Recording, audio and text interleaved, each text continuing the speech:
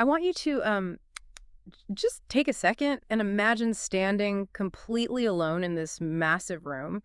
You are surrounded by like 48 delegates, and these are people representing the biggest labor and social organizations in your country. Oh, wow. That is a heavy room. Right. And every single one of them is just staring at you. The prime minister is right there watching.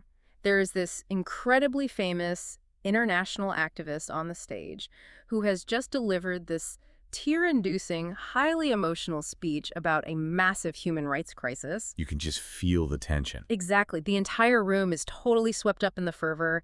They are heavily pressuring you to say yes to this popular, emotionally charged political decision. It feels like the moral thing to do, you know? Yeah, the peer pressure there would be off the charts. But you know the cold, hard economic facts say otherwise. You know this decision will actually hurt the very people it is supposed to help. So you look at the prime minister and you say no. I mean, the psychological weight of a room like that would be absolutely suffocating. You are totally isolated, fighting against this tidal wave of emotional consensus where any hesitation is instantly branded as, well, a moral failure. Okay, let's unpack this. Because today's deep dive into our sources is about exactly that kind of collision.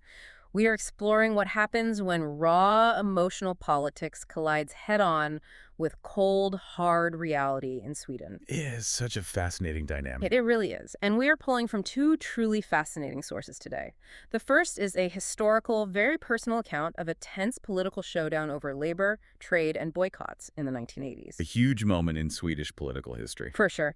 And then the second source is a comprehensive legal and policy analysis written by a source known as SAK, which rigorously examines Sweden's new strict citizenship laws set to take effect on June 6th, 2026. Right. And while these two sources span totally different eras and tackle entirely different policies, they fundamentally point to the same structural danger. Which is what exactly? Well, they demonstrate how well-intentioned or, at least politically popular policies often create hidden traps. Traps that actually actively harm the society they were supposedly designed to protect. Wow. Yeah, we're looking at the severe consequences of basically replacing pragmatic foresight with emotional checkboxes. We really need to start with that room, though, with that showdown, just to understand the baseline here. So our first source takes us back to the 1980s. Alan Boesak, who was a major figure in the anti-apartheid movement, travels to Sweden. Right, and his goal was to rally support for the isolate South Africa boycott. Exactly. And the Swedish prime minister at the time, Ingvar Carlsson, wants a total 100% unanimous decision from the country's major labor organizations to join this boycott. Because the political theater of unanimous consent is just so powerful. I mean, Boesak delivers a profoundly moving, motivational speech detailing the brutal oppression of Black South Africans under the apartheid regime. It was intense, right? Very. People are literally in tears. The emotion in the room is palpable, and the pressure to conform is just immense. So, out of the 48 delegates in that specific union section, 47 eagerly say yes. They are all in. But our author, who is the last delegate to speak, refuses. He stands up and essentially says he will not vote for this measure. And the clarity of his argument in the face of all that pressure is, well, it's what makes this historical account so compelling. Yeah, because he wasn't defending apartheid, obviously. Yeah. No, not at all. He never disputed the atrocity of apartheid. Instead, he dismantled the actual mechanics of the proposed boycott. He pointed out that the wealthy white minority in South Africa held roughly 80% of the nation's assets. 80%? That is wild. Right. So when you impose international sanctions, goods don't magically disappear. They're simply rerouted through gray market intermediaries. Ah, so they just find a back door. Exactly. The wealthy elite had the capital to absorb the exorbitant markups of a black market. They could easily afford to pay double or triple the price for imports. And the author used this stark image to force the room to see the second-order effects. He argued that by the time a wealthy white man is forced to eat one piece of bacon for breakfast instead of two, or, is forced to choose between juice and milk, millions of marginalized Black people will have already starved. Because restricting the supply chain wouldn't actually starve the regime. It would starve the poorest, most vulnerable classes first, because they would be entirely priced out of basic survival necessities. That makes total sense when you break it down like that. It does. And taking it a step further, he brought the argument back to Swedish national interests and the mechanics of global trade. Suddenly, cutting off trade wouldn't stop South Africa from importing goods. It would just mean another nation would fill the vacuum and sell to them instead. Meanwhile, Sweden takes the hit. Precisely. Sweden would suffer severe structural damage. Factories would shut down. Swedish workers would face massive unemployment. The country would lose its hard-won monopoly rights and permits in that region. So he's arguing that inflicting self-sabotage on Sweden's economy wouldn't magically liberate South Africa's marginalized majority. Yeah, it just guarantees 2 losers instead of 1. But wait, opposing an anti-apartheid boycott in front of the prime minister? Wasn't that absolute political suicide? I mean, if the prime minister wanted this boycott so badly and the room was entirely on his side, why did one single delegate's economic argument halt the entire machine? That is the big question. Yeah, it feels like the prime minister could have easily overridden him or just used the 47-1 majority to push it through, unless, and I'm just guessing here, unless the prime minister actually wanted a way out. That is exactly the crucial political calculus operating beneath the surface here. You have to remember, a prime minister has access to state economists. Right, they have all the data. Exactly. Carlson likely already knew that a total boycott was genuinely bad for Swedish industry and employment. But politically, he couldn't publicly oppose a wildly popular anti-apartheid measure without looking monstrous to his voter base. He would have been crucified in the press. Absolutely.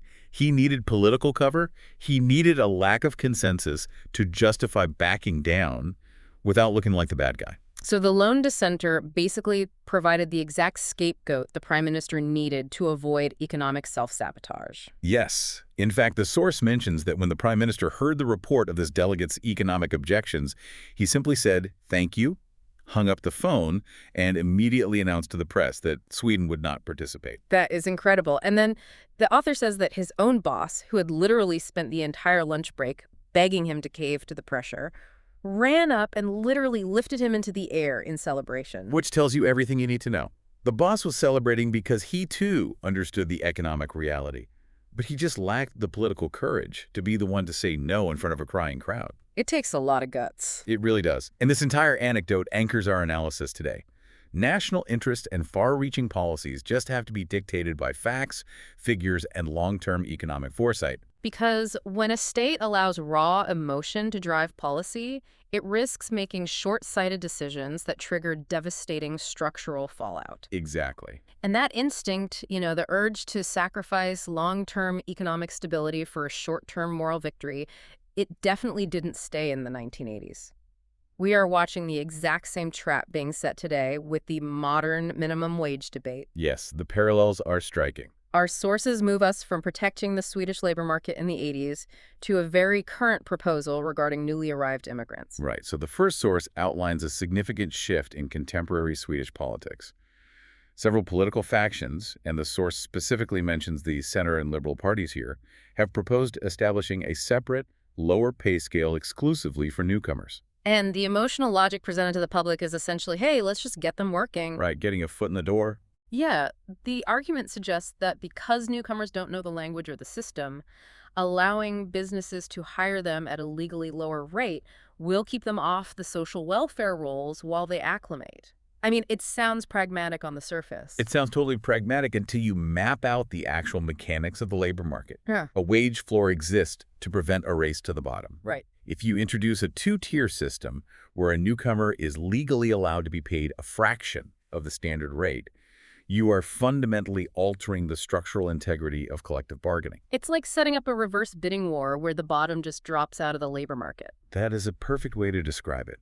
If I am running a construction firm, for example, and the state suddenly legalizes paying a new arrival significantly less than my veteran crew, I am going to replace my veterans. Just to save money. And I wouldn't even be doing it out of malice. I'd be doing it because my competitors are doing it, and I have to keep my bids competitive to stay in business. Wow, yeah. So that policy doesn't magically fix unemployment at all. It just shuffles who gets to be unemployed. Exactly. The displacement effect is severe.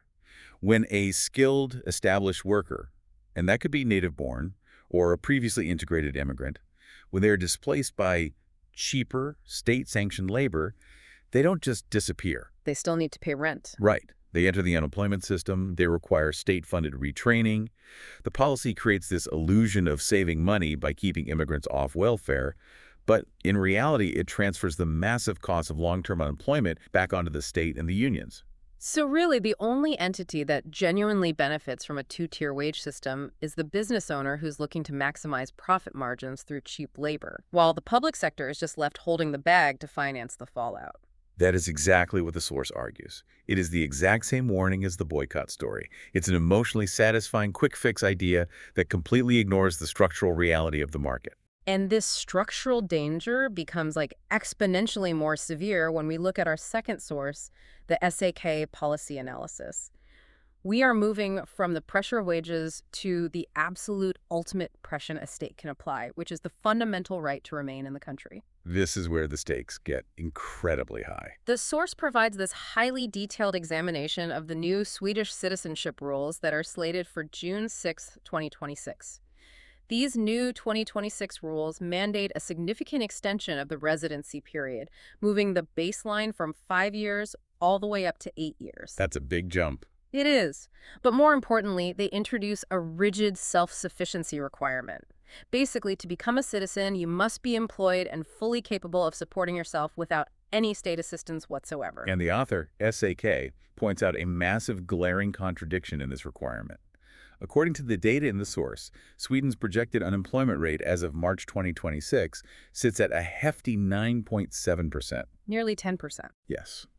And in any modern economy, an unemployment rate near 10% is a structural macroeconomic reality. It is definitely not merely a collection of individuals lacking the willpower to go out and find a job. Okay, here's where it gets really interesting, because I have to push back a little on the premise here. Sure. I mean, isn't it completely fair for a country to ask future citizens to support themselves? Almost every nation on Earth wants future citizens to contribute to the economy. The source itself acknowledges that a state has a full, legitimate right to protect its welfare system from abuse. It absolutely does. So demanding responsibility from its residents and expecting self-sufficiency doesn't inherently seem unjust. You're right. Demanding responsibility is completely valid. The problem arises when employment is weaponized as an absolute, inflexible prerequisite for citizenship, in a market where jobs are structurally scarce to begin with. Ah, I see. Yeah, the SAK analysis details how this rigidity inadvertently hands abusive employers a profound and honestly terrifying level of power over vulnerable people. It creates a catastrophic power imbalance. I mean, when your entire future, your legal right to stay in the country you've lived in for 8 years, depends entirely on keeping one specific job, your negotiating power drops to absolute zero. Completely zero. Yeah. And the source documents the chilling reality of this dynamic on the ground. Immigrants are increasingly being forced by employers into what they call probationary periods. Okay. And these periods can last up to 3 months, where they are expected to work completely without pay. Wait, entirely unpaid? For 3 months? Yes. They endure this purely for the vague promise of a permanent contract at the end, which they desperately need to satisfy the migration agency's self-sufficiency checklist. 3 months of full-time labor without a single paycheck, all sanctioned implicitly because the state's rigid rules give the employer ultimate leverage. That is insane. A worker in that position is too terrified to report safety violations. Of course they are. They certainly won't report unpaid overtime or go to a union. I mean, firing them doesn't just mean they lose their income. It triggers their potential deportation. Exactly. By attempting to enforce this rigid standard of responsibility, the state accidentally engineers a playground for modern workplace exploitation. SAK points out that this systemic coercion directly conflicts with European Union directives.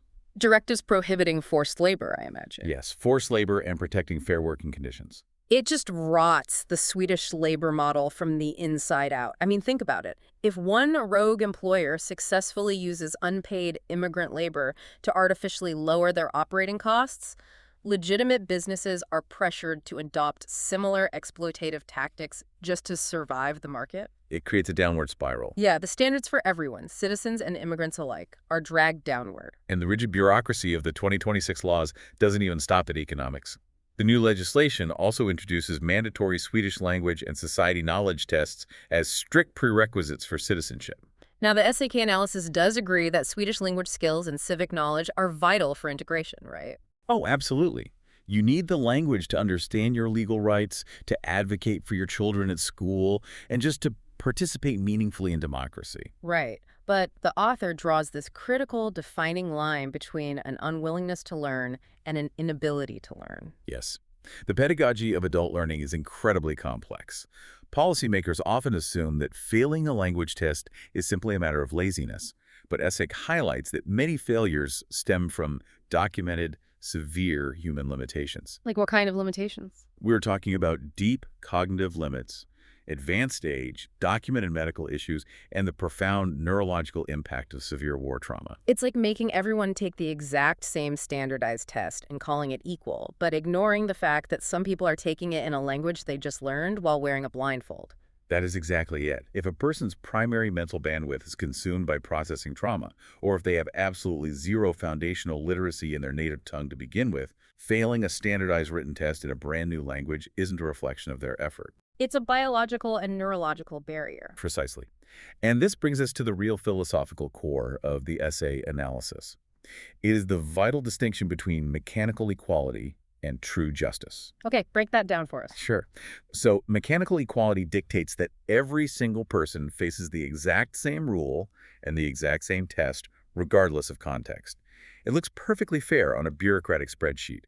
But applying a blanket, inflexible rule to drastically unequal human situations is inherently unjust. Because if the society knowledge test just becomes an academic filter-like, if it gets packed with obscure legal trivia or historical dates that even a native-born Swede would fail, it ceases to be an integration tool. It really does. It transforms into a technical mechanism for sorting people out. It just becomes a bureaucratic way to find an objective-sounding reason to say no. Exactly. True justice requires the state to see the reality of the individual. A mature, secure nation can be completely uncompromising toward legitimate threats, things like serious organized crime, security risks, or individuals actively refusing to participate in the social contract. Right, you still have rules. Yes.